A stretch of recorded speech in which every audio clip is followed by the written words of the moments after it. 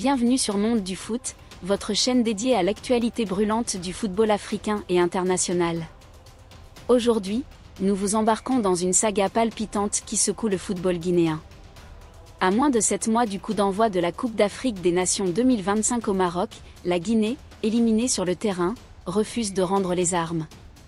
La Fédération guinéenne de football, FGF, a déposé un ultime recours auprès de la Confédération africaine de football, CAF, pour arracher une qualification in extremis.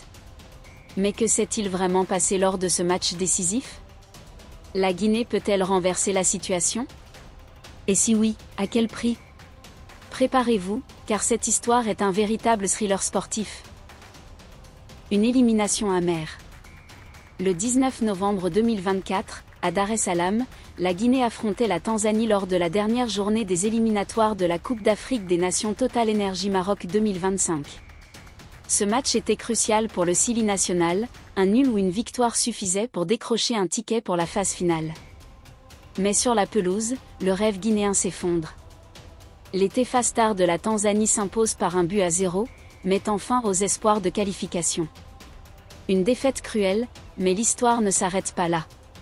Quelques heures après le coup de sifflet final, une lueur d'espoir surgit, portée par une irrégularité repérée par la FGF. Lors de ce match, la Tanzanie a fait entrer en jeu un défenseur, Mohamed Ibrahimam, avec un numéro de maillot non inscrit sur la feuille de match officielle. Pour la Guinée, c'est une opportunité en or. Selon les règlements de la CAF, une telle erreur pourrait entraîner une sanction lourde, potentiellement une victoire sur tapis vert pour le Sili national. La FGF, soutenue par le capitaine de l'équipe et le sélectionneur Michel Dussuyer, dépose immédiatement une réclamation. Mais la route vers la justice est semée d'embûches. La question qui brûle les lèvres, la CAF donnera-t-elle raison à la Guinée? Le premier revers devant le jury disciplinaire. En décembre 2024, le jury disciplinaire de la CAF rend son verdict. La plainte guinéenne est jugée recevable en la forme, mais mal fondée sur le fond. En clair, la CAF reconnaît que la procédure de réclamation a été respectée, mais estime que l'erreur de la Tanzanie n'est pas suffisamment grave pour justifier une sanction. À Conakry, c'est la désillusion. Les réseaux sociaux s'enflamment, les supporters crient à l'injustice, et la FGF refuse de baisser les bras. Mais pourquoi la CAF a-t-elle rejeté cette plainte? Quels arguments la Tanzanie a-t-elle avancé pour se défendre?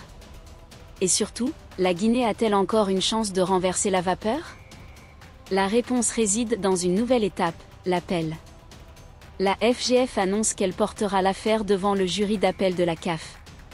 Une délégation guinéenne se prépare à s'envoler pour le Caire, où une audience décisive est prévue le 11 juin 2025.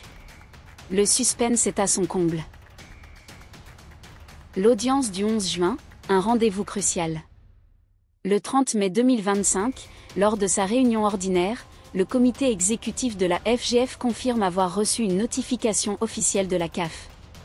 L'audience en appel est fixée au 11 juin à 10 h, heure du Caire, au siège de l'instance africaine. Cette date marque un tournant dans cette saga. Une délégation guinéenne, composée de juristes et de représentants de la fédération, se rendra en Égypte pour défendre les intérêts du Sili national. L'enjeu est immense. Si la Guinée obtient gain de cause, elle pourrait être réintégrée dans la compétition, prenant la place de la Tanzanie dans le groupe C, aux côtés du Nigeria, de la Tunisie et de l'Ouganda. Imaginez un instant, Serhou Guirassy, l'attaquant star du Borussia Dortmund, défiant Victor Osimhen et les Super Eagles nigérians. Un choc qui ferait vibrer les stades marocains. Mais si l'appel échoue, la Guinée devra se résigner à regarder la Coupe d'Afrique des Nations 2025 depuis les gradins. Quels arguments la FGF va-t-elle avancer? La Tanzanie a-t-elle commis une erreur irrémédiable, ou s'agit-il d'une simple formalité administrative? Les coulisses de l'affaire. Pour comprendre cette affaire, il faut plonger dans les détails.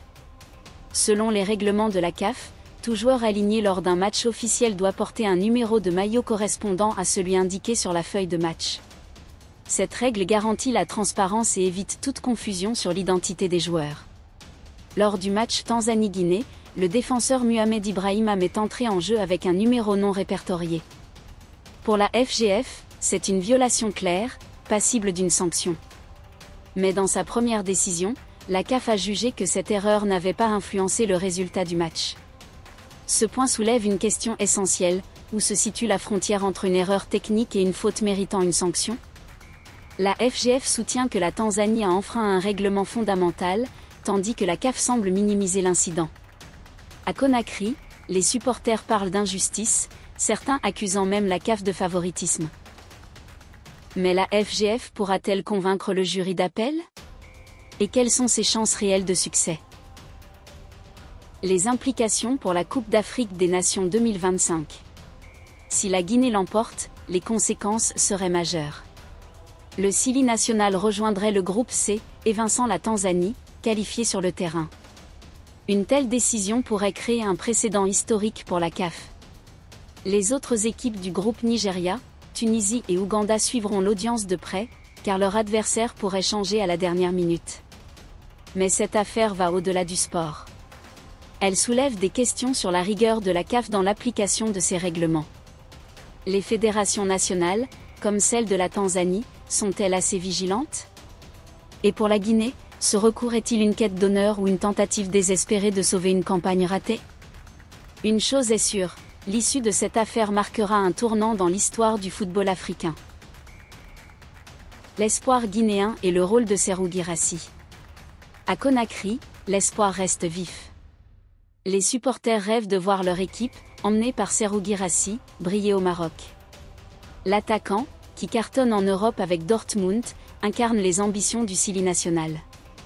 Sa présence dans le groupe C pourrait faire trembler les défenses adverses. Mais pour que ce rêve devienne réalité, la FGF doit remporter son pari juridique. Le sélectionneur Michel Dussuyer, qui a soutenu la réclamation dès le début, croit en son groupe. Il sait que l'équipe a le potentiel pour rivaliser avec les meilleures nations africaines. Mais le temps presse. À 7 mois de la Coupe d'Afrique des Nations, chaque jour compte pour préparer une équipe compétitive. Si la Guinée est réintégrée, comment s'organisera-t-elle? Et si elle échoue, comment les supporters vivront-ils cette désillusion? Une attente fébrile. À l'approche de l'audience du 11 juin, la tension monte. À Conakry, les discussions dans les cafés, les marchés et sur les réseaux sociaux tournent autour d'une seule question: la Guinée participera-t-elle à la Coupe d'Afrique des Nations 2025? Les supporters scrutent chaque communiqué de la FGF, chaque rumeur en provenance du Caire. Certains croient en un revirement, d'autres craignent un nouvel échec. Cette affaire dépasse le cadre du football, elle touche à l'orgueil national et à la quête de justice. Et vous, qu'en pensez-vous? La Guinée mérite-t-elle une seconde chance? La CAF rendra-t-elle une décision équitable, ou cette affaire révélera-t-elle des failles dans la gouvernance du football africain? Partagez vos avis en commentaire, abonnez-vous à Monde du Foot et activez la cloche pour ne rien manquer des prochaines révélations. Un verdict qui pourrait tout changer. Le 11 juin 2025, les regards du football africain seront tournés vers le Caire. La décision du jury d'appel de la CAF pourrait redessiner la carte de la Coupe d'Afrique des Nations 2025. Pour la Guinée, c'est une question de survie sportive. Pour la Tanzanie, c'est une menace sur une qualification durement acquise.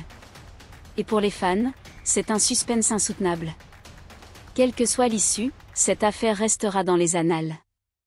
Restez connectés à Monde du Foot, car nous suivrons cette histoire jusqu'à son dénouement.